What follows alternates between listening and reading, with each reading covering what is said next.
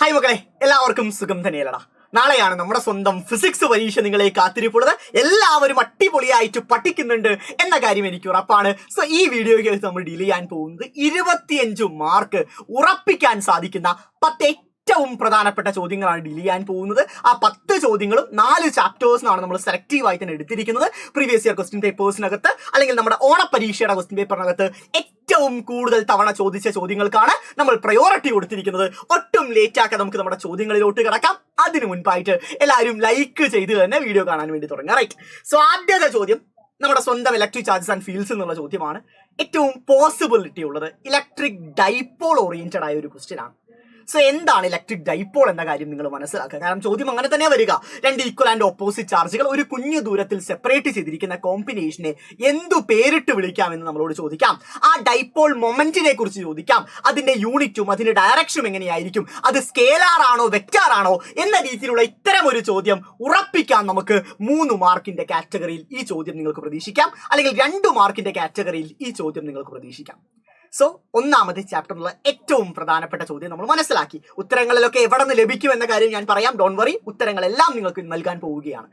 അടുത്ത ചോദ്യം എന്ന് പറഞ്ഞു വെച്ചാൽ, നമുക്കറിയാം ഈ ചാപ്റ്ററിൽ ഒട്ടനവധി ഡെറിവേഷൻസ് ഉണ്ട്. പക്ഷെ ആ ഡെറിവേഷൻസിനെ ഒക്കെ കമ്പയർ ചെയ്യുന്ന സമയത്ത്, അഥവാ നമ്മുടെ ഗോസസ് ലോയ്ക്ക് 3 അപ്ലിക്കേഷൻസ് ഉണ്ട്.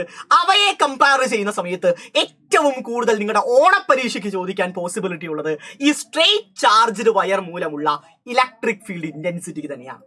Spherical shell, inside outside surface എല്ലാം നിങ്ങൾ പഠിച്ചിട്ടുണ്ടാവും. ഇൻഫൈനൈറ്റ് ചാർജ് പ്ലെയിൻ ഷീറ്റ് മൂലമുള്ളത് നിങ്ങൾ പഠിച്ചിട്ടുണ്ടാവും. സോ ഇവയെക്കാളും ഏറ്റവും കൂടുതൽ നിങ്ങൾ പ്രാധാന്യം കൊടുക്കേണ്ടത് ഈ ചാർജ്ഡ് വയറിന്റെ അപ്ലിക്കേഷൻ തന്നെയാണ്. അവയെല്ലാം പഠിക്കണം. അതിനേക്കാളും പ്രയോറിറ്റി നിങ്ങൾ കൊടുക്കേണ്ടത് ഈ പറയുന്ന ചാർജ്ഡ് വയർ തന്നെയാണ്. ഉറപ്പിച്ചോ, ഇത് നിങ്ങളുടെ ചോദ്യ പേപ്പറിൽ നിങ്ങൾ നാളെ കാണും.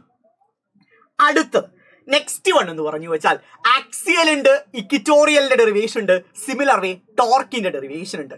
ഈ 3 എണ്ണത്തിനെ കമ്പയർ ചെയ്യുമ്പോൾ ഏറ്റവും പോസിബിലിറ്റി ഉള്ളത് ഈ പറയുന്ന ടോർക്കിന്റെ ഡെറിവേഷൻ തന്നെയാണ്. ഇതാണ് കൂടുതൽ പരീക്ഷകളിൽ ചോദിച്ചിരിക്കുന്നത്. സോ മൂന്നാമതായിട്ട് നിങ്ങൾ ഈ ചാപ്റ്ററിൽ നിന്ന് പഠിക്കേണ്ടത് ടോർക്കിന്റെ ഡെറിവേഷൻ ആണ്. Tau equal to PE sin θ എന്ന് പറയുന്ന ഒരു യൂണിഫോം ഇലക്ട്രിക് ഫീൽഡിൽ ഒരു ഡൈപോൾ θ എന്ന് പറയുന്ന ആംഗിളിൽ പ്ലേസ് ചെയ്യുന്ന സമയത്ത് അതിനകത്ത് ചെയ്യുന്ന ടോർക്കിന്റെ എക്സ്പ്രഷൻ ഏറ്റവും പ്രധാനപ്പെട്ടതാണ്. ചിത്രം വരച്ചു തന്നെ നിങ്ങൾ എല്ലാവരും ഡിറൈവ് ചെയ്യാൻ പഠിക്കുക.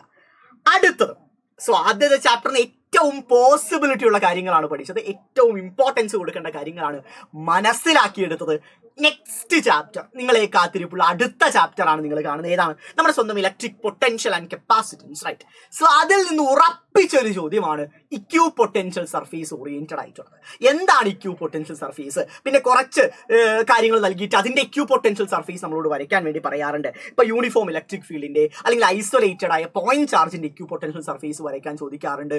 സോ ഇക്യൂ പൊട്ടൻഷ്യൽ സർഫേസിൽ ഒരു ചാർജിനെ ഒരു പോയിന്റിൽ നിന്ന് അടുത്ത പോയിന്റിലോട്ട് കൊണ്ടുപോകാൻ നമ്മൾ എത്രത്തോളം വർക്ക് ചെയ്യണം എന്ന ചോദ്യം ചോദിക്കാറുണ്ട്.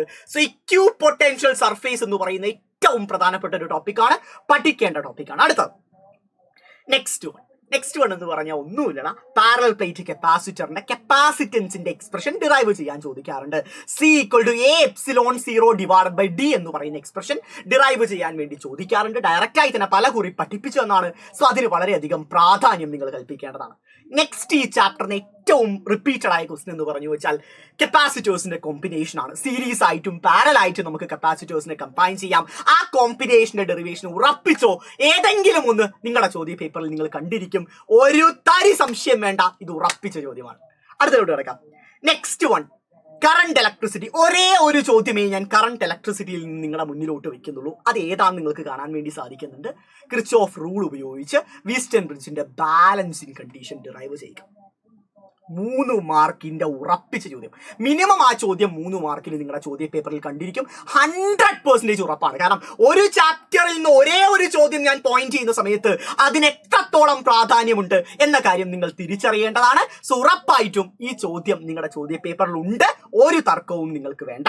അടുത്തത് നെക്സ്റ്റ് വൺ എന്ന് പറഞ്ഞു വെച്ചാൽ 4ാമത്തെ ചാപ്റ്റർ ബയോട്ട് സവേർട്സ് ലോ. ഏറ്റവും പ്രധാനപ്പെട്ടതാണ്. ലോ എഴുതാൻ നിങ്ങൾക്ക് അറിഞ്ഞിരിക്കണം. അതിന്റെ വെക്റ്റർ റെപ്രസെന്റേഷൻ അറിഞ്ഞിരിക്കണം. അതിൽ നിന്ന് ഉറപ്പിച്ച ചോദ്യമാണ്. ഒരു സർക്കുലർ കറന്റ് ക്യാരിയിങ് ലൂപ്പിൽ നിന്ന് ഒരു എക്സ് ദൂരത്തുള്ള ഒരു പോയിന്റിലുള്ള മാഗ്നറ്റിക് ഫീൽഡ് ഇന്റൻസിറ്റിയുടെ ഡീറ്റെയിൽഡ് ഡെറിവേഷൻ 4 മാർക്കിനാണ് മക്കളെ ആ ചോദ്യം ചോദിക്കുക. 4 മാർക്കിനാണ് ബയോട്ട് സാവേർട്സ് ലോന്റെ അപ്ലിക്കേഷൻ നിങ്ങളുടെ ചോദ്യ പേപ്പറിൽ നിങ്ങൾ കാണാൻ പോകുന്ന ഏറ്റവും പ്രധാനപ്പെട്ട ചോദ്യങ്ങളിൽ ഒന്ന്. അടുത്തത് ആംപിയർ സർക്യൂട്ടൽ തിയറം നിങ്ങൾ എന്തായാലും അറിഞ്ഞിരിക്കണം. സോ അതിന് 2 അപ്ലിക്കേഷൻസ് ഉണ്ട്. ഒരു സോളിനോയിഡിന് ഉണ്ട്, അതുപോലെ തന്നെ straight charged wire straight current carrying conductor മൂലമുള്ള മാഗ്നറ്റിക് ഫീൽഡിന്റെ ഡെറിവേഷൻ ഉണ്ട്. സോ ഇവ രണ്ടും കമ്പയർ ചെയ്യുമ്പോൾ ആ കറന്റ് ക്യാരിങ് കണ്ടക്ടർ മൂലമുള്ള മാഗ്നറ്റിക് ഫീൽഡിനാണ് ഏറ്റവും കൂടുതൽ പ്രാധാന്യം കൊടുക്കേണ്ടത്. അതാണ് കൂടുതൽ ചോദ്യ പേപ്പറിൽ കണ്ടിട്ടുള്ളത്. സോ അത് വൃത്തിയായിട്ട് പഠിക്കുക, ആ ഡെറിവേഷൻ നന്നായിട്ട് പഠിക്കുക. അത് ഉപയോഗിച്ചുള്ള ന്യൂമറിക്കൽസും പരീക്ഷകളിൽ ചോദിക്കാറുണ്ട് കേട്ടോ. സോ അതിനും പ്രാധാന്യം കൊടുക്കുക. അടുത്തത് ഈ പറയുന്ന നമ്മുടെ അവസാനത്തെ ചോദ്യം, 10ാമത്തെ ചോദ്യം, അതും 4ാമത്തെ ചാപ്റ്ററിൽ നിന്നാണ്. എന്താണ് ചോദ്യം? ചോദ്യത്തിന്റെ എ പാർട്ട് എന്ന് പറഞ്ഞാൽ മൂവിംഗ് കോയിൽ ഗാൽവനോമീറ്ററിന്റെ വർക്കിംഗ് നിങ്ങൾ മനസ്സിലാക്കുക.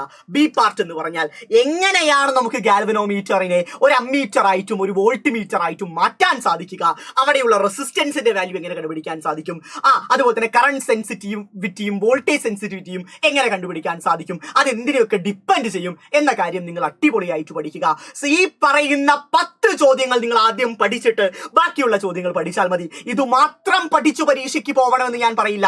ആദ്യം ഇവ പഠിക്കുക, പിന്നെ ബാക്കിയുള്ള ക്വസ്റ്റ്യൻസ് പഠിക്കുക. ഇതൊക്കെ എവിടെ കിട്ടുമെന്നല്ലേ, ഇതിന്റെ ഉത്തരങ്ങൾ ഞങ്ങൾക്ക് എവിടെ കിട്ടുമെന്നല്ലേ മക്കളെ. ഇന്ന് രാത്രി കൃത്യം 7 മണിക്ക് നമ്മുടെ +2 ചാനലിൽ ഈ പറയുന്ന 10 ചോദ്യങ്ങളുടെ ഉത്തരം മാത്രമല്ല 60 പ്രധാനപ്പെട്ട ചോദ്യങ്ങളുടെ ഉത്തരങ്ങളുമായിട്ട് ഞാനും ജസീൽ സാറും വരുന്നുണ്ട്. എല്ലാ ചാപ്റ്റേഴ്സും ഗംഭീരമായിട്ട് പഠിക്കാം, മുഴുവൻ മാർക്കും നമുക്ക് ഉറപ്പിക്കാം മക്കളെ. നിങ്ങൾ എല്ലാവരും സൂപ്പർ 60 വേണം. ഇന്നേ വരെ ഒന്നും പഠിച്ചില്ലെങ്കിലും പ്രശ്നമില്ല, സൂപ്പർ 60 കൃത്യമായിട്ട് ഫോളോ ചെയ്യുക, മുഴുവൻ ക്വസ്റ്റ്യൻസും പഠിക്കുക, ഡെറിവേഷൻസ് പഠിക്കുക, ഫുൾ മാർക്ക് നമുക്ക് അടിച്ചെടുക്കാൻ സാധിക്കും. ഞങ്ങൾ ഉണ്ടടാ മക്കളെ നിങ്ങളുടെ കൂടെ. ഈ പറയുന്ന വീഡിയോനെ പറ്റിയുള്ള വിലയേറിയ ഫീഡ്ബാക്കുകൾ താഴെ കമന്റ് ചെയ്യാൻ മറക്കരുത് guys. Love you all. Tata.